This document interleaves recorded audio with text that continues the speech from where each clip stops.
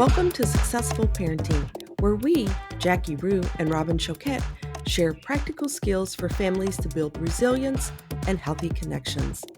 As practicing professionals and parents ourselves, we hope this podcast is a resource for parents to grow, reflect, and learn more about themselves and their children. Our approach is simple, tangible, and most importantly, we lead with compassion for the integrity of the families we serve. This podcast should not be taken as medical advice and is intended for informational purposes only. We love our work, and we can't wait to watch families gain confidence and open themselves up to new ways of successful parenting.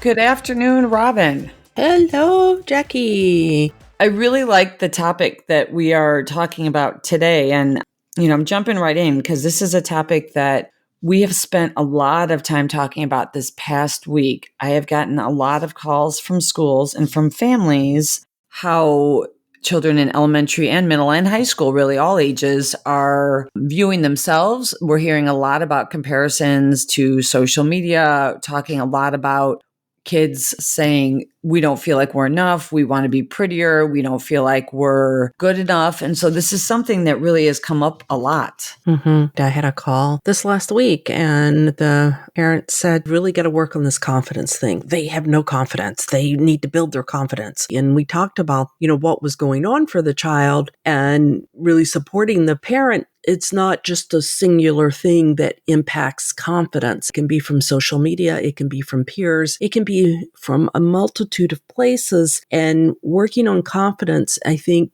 does take this kind of holistic approach. And the more we look at it in that manner, I think it makes a difference where we don't feel like we hold so much of the power in that. And we have to make it different for our child. Well, and I think as parents, so often we're not confident in our parenting ability, or we're not confident in ourselves, and our children may hear us say, negative things about how we look, our appearance, or negative things about just different parts of our personality. And so our children are truly always watching. When we think about confidence and really what it means, it's helping children understand their strengths, kind of all of their different areas of even weaknesses. So often parents think, well, if I tell my child they're amazing, then they'll be confident. But really, over complimenting doesn't really raise confidence. It's about helping children see that it's okay sometimes not to be okay. And it's not about being able to be better than someone else. Or even, as one child said, I don't feel like I can acknowledge something, that I've done or an achievement because I feel like I sound like I'm boasting. Right. And really, that's not really what it's about. It's about feeling confident enough that you can say, God, I really screwed this up, or wow, I did a good job with that. And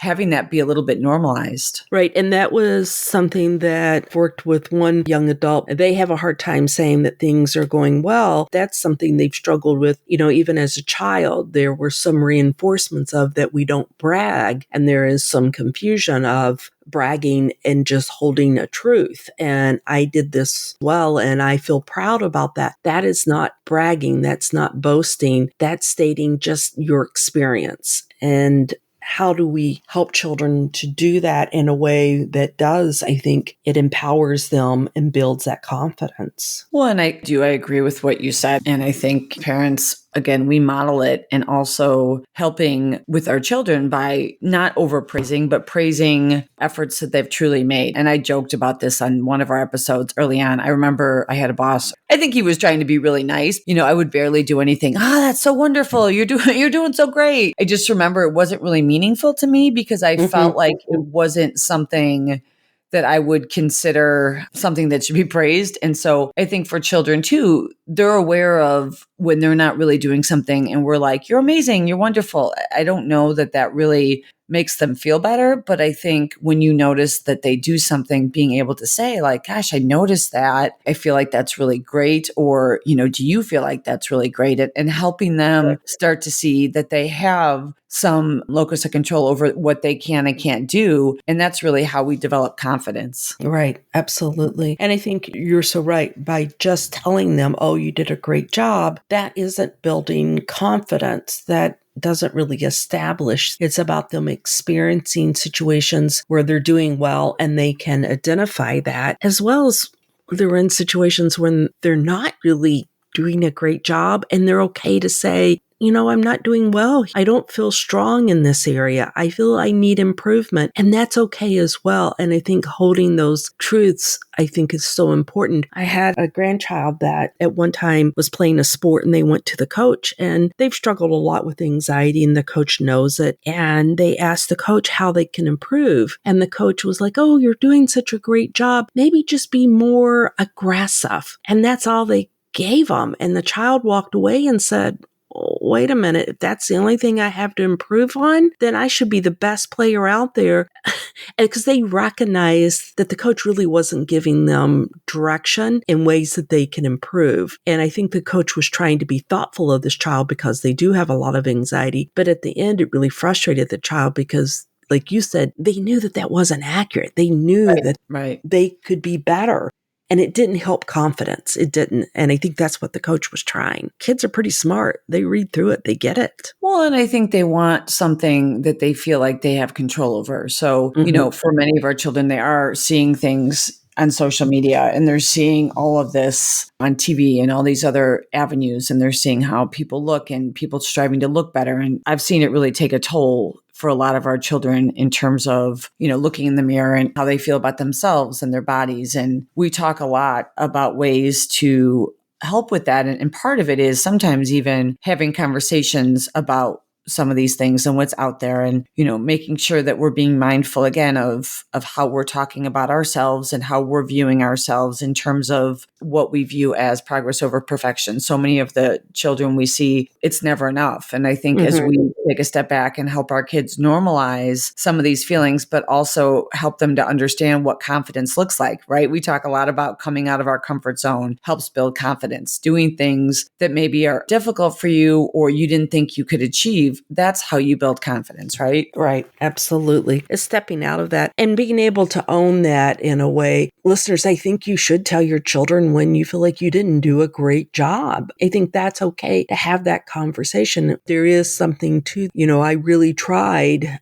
and I didn't hit the mark I wanted. It was a lot for me to try. Or I know that I didn't hit the mark I wanted, and now I am learning how to manage this kind of situation. And now this is a learning opportunity. It doesn't have to sugarcoat it. It's all rainbows and beautiful flowers. Right. There is difficulty to it. And in that difficulty, that's where the confidence can come, as well as praising for things that have gone well. And I think that sometimes we can get confused with that. Yeah, they get it as they enter school too, right? There's a lot of praise for certain things that are out of our children's control, which I think is part of the problem. So helping our children realize what is in their control as we start to reinforce different things, I think it can make a big difference. Different children approach things differently, and different children have different needs. So you might have a child that you just notice is more timid and maybe more reluctant to try new things or to come out of their comfort zone. And you feel like, okay, wow, I really want this child to start to believe in themselves that they can handle these things. And sometimes starting small can be a good thing, starting with really small things that the child can do or try and see like, wow, I did that, and helping them gain confidence even in that one thing. Right. Because the small stuff doesn't mean that it's not a big thing, and recognizing that. And I think it's so important to teach children when we're not in that place to try big things, that's okay, and to recognize and to know yourself. And I think the more that we know ourselves, the more we can gain confidence in that. Today, I'm not in that place to do a big thing. Today, I'm in a place to do something smaller and challenge myself. And then, today, I'm in a place to really kind of challenge myself and try something big. Being able to understand that. One of the activities out and we'll have people do is, we talk about identity and roles and all of this. I have them to write down who they are and what they think about themselves. But I also have them to include the things that they don't always care for, things that they may not like, strengths that they may not hold and they want, or limitations that they have. And I think it's okay to be able to hold those in a way that helps to build that confidence as well. It's not easy thing. And especially, I think, when we're working with our children, to have them to understand we're always working on our confidence as well. It's not something that you just gain and you have. It's something that I think is always in flow. Yeah, for sure. And I think just a few things too that might hurt confidence, if we're talking about it from the other perspective, is I think when we get frustrated, sometimes things we say to our children definitely probably don't help overall confidence, avoiding kind of harsh criticism, or avoiding, we might feel like our child really is not trying, or is lazy, or is screwed up. And I think sometimes out of frustration, we may say things, you always do this. You're just so lazy. Can't you even just try? Comments that I think sometimes we just have to reflect that ultimately, even though we're not intending, could impact their confidence. It's almost like sometimes if we're hyper focused on, like we've talked about, outcomes such as grades and checking their grades and kind of hammering home, we want you to get certain grades. We want you to do this. We want you to do that, could ultimately lead to frustration for the child. And then ultimately the child might kind of do the opposite of what we're wanting. Mm-hmm. It's like, are you labeling the child or are you discussing the behavior? And I think when, you're saying you're lazy, that's when you see it really impact, I think, confidence and diminish that experience of, I can try hard things, or so often I will find people say to me, well, I'm just lazy. And I'm like, wait a minute, you work a full-time job. I remember working with a teacher, you have a full-time job, you have family, your husband travels a lot. I don't think you're lazy. And so they talked about that was a repeated story that was told to them. That was in their narrative of their life, that they were just lazy. And that really stuck with them. And I think it's important to recognize, if we're doing that, how that can really impact that confidence. And I liked what you said there. Well, and I think, this is a conversation we're going to continue to have. And there's different ways to communicate some of this to your children. And sometimes our kids have a way of saying or doing things to kind of pique our anxiety or pique us to quickly want to jump in and react or say something. Sometimes I found as a parent just listening and really validating and respecting the child, no matter what age they were, of that they have something to say. And even if their thoughts or even what they're saying doesn't kind of go with what we agree with, listening and learning from our children. And I think giving them that respect and really tuning in and listening to our children. And again, you don't always have to agree with their decisions, and we don't always even have to allow kind of things that they want to do necessarily. But listening and really learning before just shutting them down, I've noticed, can also help increase confidence. And as we're working together to listen and learn about each other, those things, we can sometimes, work on confidence together in that way. Mm-hmm. Well, it brings about, I have a voice and I'm important. I mean, think about in your own career, when is it that you feel the most confident? I definitely think that when I feel I have a voice, my opinion matters. Even if someone doesn't agree with me, there is a sense of confidence there because I am a contributing member of this unit. And I think that's important for children to see themselves as within the family, that they do have a voice. They may not get what they want, and that's perfectly okay. But do I have a voice? That means I have value. And then that internally, I think, circles back in.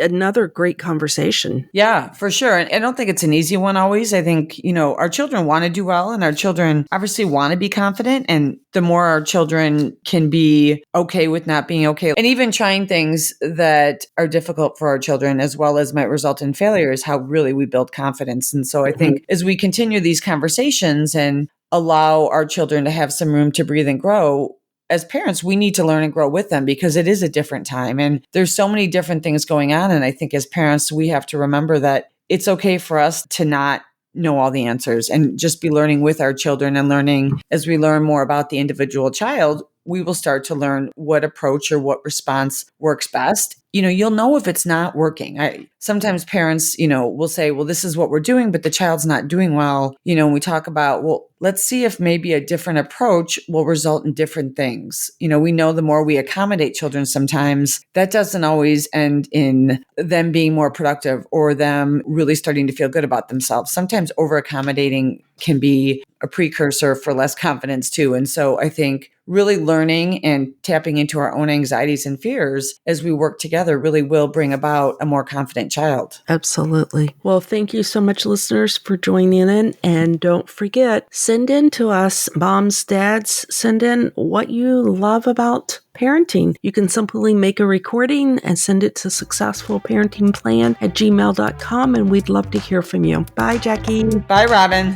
Thank you for joining us, and make sure to subscribe and like us to catch our next episode, where we will take you on a journey to find new ways of successful parenting.